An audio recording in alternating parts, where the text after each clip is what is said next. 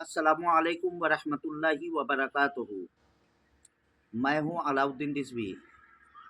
आज हम आप लोगों के सामने इसलिए हाजिर हुए हैं कि बिहार सरकार का जो रवैया चल रहा है सहायक उर्दू अनुवादक वालों के लिए, ये काबिल अफसोस है।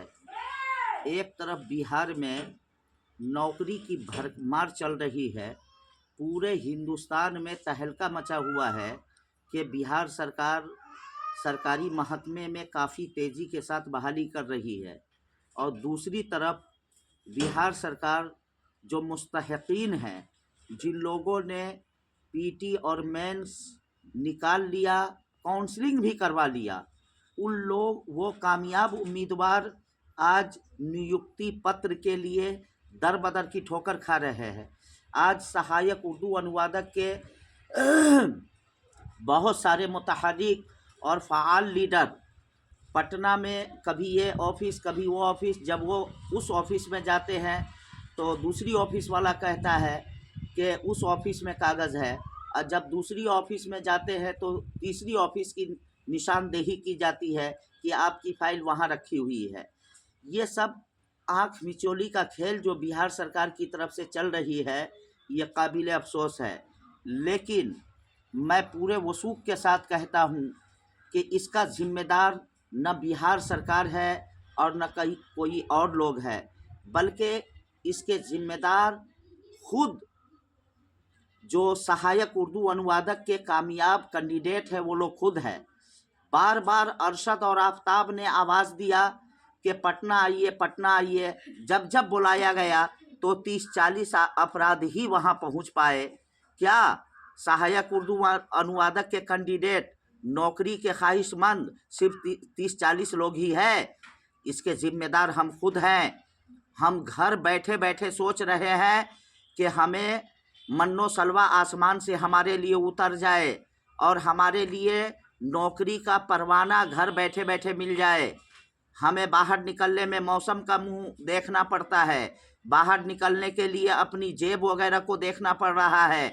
खबरदार हो जाओ, होशियार हो जाओ। ये मेरे जले हुए दिल की आवाज़ है जो आज मैं आप लोगों के सामने पेश कर रहा हूँ।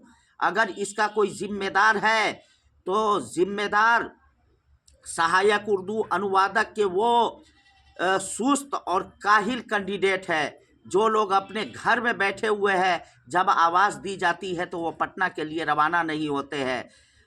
1200 की तादाद में लोग हैं। अगर 1000 आदमी बैक वक्त अगर पटना की सड़कों पर उतर जाए तो इंशाअल्लाहुल अज़ीम हुकूमत सोचने पर मजबूर हो जाएगी, हुकूमत नियुक्ति पत्र देने पर मजबूर हो जाएगी। लेकिन हम सोच रहे हैं कि अरशद, आफ्ताब, रमज़ान वगैरह वगैरह जो है, ये लोग तो काम कर ही रहा है, हमारा बदला भी काम हो जाएगा। अरे अपने दिल में ज़रा सोचिए, अपने गिरेबान में झांक करके देखिए कि मुजरिम बिहार सरकार नहीं है, मुजरिम हम हैं। हमको जब बुलाया जाता है, अरे अरशद और आफ्ताब, क्या 25 पोस्ट पर उन लोगों की बहाली होगी? जिस तरीके से एक सीट के मुस्तहिक हम हैं, आप हैं, उसी तरीके से एक सीट का वो मुस्तहिक है ना।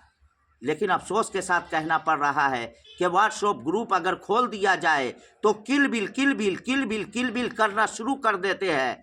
सब अपनी अपनी राय देना शुरू कर देंगे। सब 2-4 हरूफ लिख करके या रिकॉर्डिंग डाल करके अपनी हाजिरी को साबित कर देते हैं। लेकिन जब पटना जाने का नंबर आए तो किसी की नानी मरती है, किसी की दादी मरती है, किसी को कुछ होता है, किसी को कुछ होता है। ऐ लोगों सुनो, डॉक्टर इकबाल ने कहा था, कुव्वते फिक्र व अमल पहले फना होती है, फिर किसी कौम की शौकत पे जवाल आता है। जिस कौम की कुव्वते फिक्र व अमल फना हो जाती है, उस कौम की तबाही और बर्बादी उसका मुकद्दर बन जाती है। और आज इसी डगर पे हम लोग चल रहे हैं, आज इसी रास्ते पर हम लोग चल रहे हैं। New NCL, old NCL, new WES वगैरह वगैरह इसी मुद्दे में उलझे रहते हैं।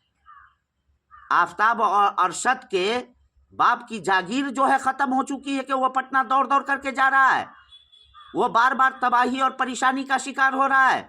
और आज हम घर पे बैठे हुए मज़े की नींद सो रहे हैं और मज़ा ले रहे हैं।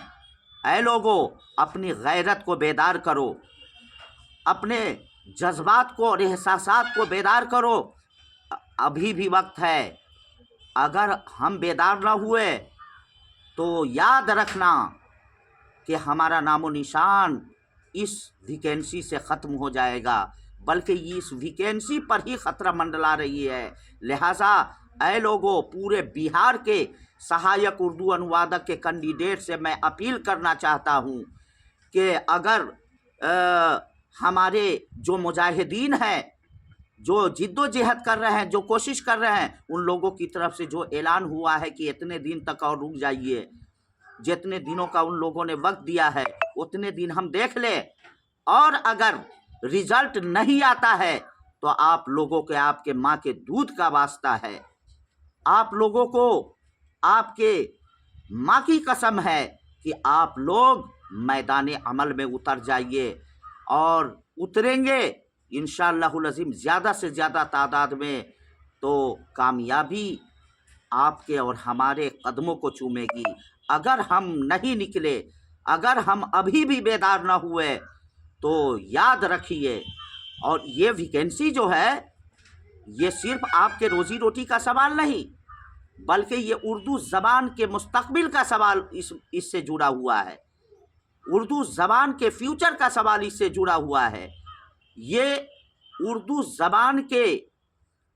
زبان کے فلاح و بقا و بہبود کی بات اس سے جڑی ہوئی ہے۔ اگر یہ ویکینسی رد ہوتی ہے، یہ ویکینسی اگر ختم ہوتی ہے تو صرف آپ کی روزی روٹی ہی ختم نہیں ہوگی، بلکہ اردو زبان کی ترقی بہار میں رک جائے گی، اردو زبان کا خاتمہ بہار سے ہو جائے گا۔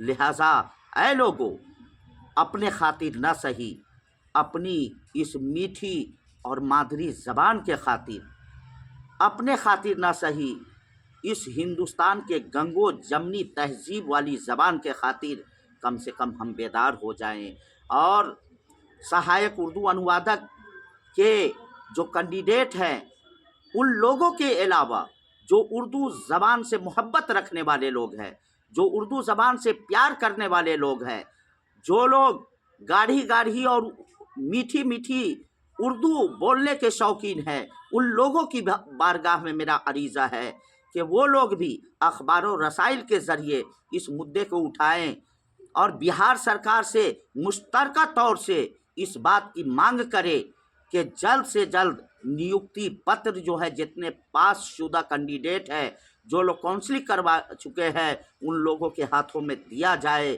یہ سارے کے سارے لوگ مل جل کر کے اردو داں دوسرا طبقہ جو ہے، جو اس ویکینسی میں نہیں ہے یا کہیں دوسری جگہ وہ نوکری کر چکے ہیں، تو وہ تماشائی بنے بیٹھے ہوئے ہیں، وہ تماشا دیکھ رہے ہیں کہ بھائی جس کا ٹینشن ہے وہ سمجھے۔ لیکن یاد رکھو میرے بھائیوں، یہ ویکینسی صرف سہایک اردو انوادک کے کینڈیڈیٹ کی ہی نہیں، بلکہ یہ اردو زبان کے مستقبل اور فیوچر سے جڑی ہوئی ہے۔ اگر یہ ویکینسی رد ہوتی ہے تو 22 سال کے بعد یہ ویکینسی بہار کے اندر آئی تھی، اب 2200 سال کے بعد کی بھی امید آپ نہیں کر سکتے ہیں۔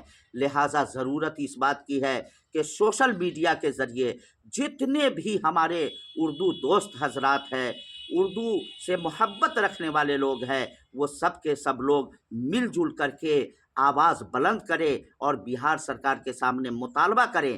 انشاءاللہ العظیم کامیابی ضرور ملے گی۔ ہمارے وزیر اعلیٰ جناب نتیش کمار جی یقیناً تعصب اور تنگ نظری سے ان کی نگاہ، ان کا دل مکمل طور سے پاک و صاف ہے، یہ پورا ہندوستان جانتا ہے۔ صرف ہمیں مانگنے کا سلیقہ آنی چاہیے۔ شاعر نے کہا تھا، مانگنے کا سلیقہ تو آتا نہیں، لوگ کہتے ہیں کہ ہم کو ملتا نہیں، ہمیں اپنے اپنے گھروں سے نکلنا پڑے گا۔ اب اخیر میں آپ لوگوں کی بارگاہ میں عریضہ پیش کرتا ہوں، اگر میری کچھ باتوں کی وجہ سے تکلیف پہنچی ہو تو میں آپ لوگوں سے معذرت کا خواستگار ہوں میرے بھائیوں۔ یہ میرے جلے ہوئے دل کی آواز تھی جو آپ لوگوں تک میں نے پہنچانے کی کوشش کیا۔ اب سب لوگ متحرک ہو جائیں، سب لوگ حرکت میں آ جائیں، جیسے ہی ارشد آفتاب آپ لوگوں کو آواز دے پٹنہ آنے کے لیے، آپ لوگ اپنے اپنے گھروں سے نکل کر کے پٹنہ کی سڑکوں پر جمع ہو جائے، تبھی جا کر کے آپ کو آپ کا حق ملے گا، آپ کو آپ کا حصہ ملے گا، اردو زبان کو اس کا حق ملے گا، اردو زبان بہار کے اندر پھلے گی پھلائے گی۔ انہی چند جملوں کے ساتھ میں اپنی باتوں کو ختم کر رہا ہوں، اس شعر کے ساتھ کہ وقت پر ہم نے کر دیا آگاہ، وقت پر ہم نے کر دیا آگاہ، پھر نہ کہنا ہمیں خبر نہ ہوئی، پھر نہ کہنا ہمیں خبر نہ ہوئی۔ السلام علیکم ورحمۃ اللہ وبرکاتہ۔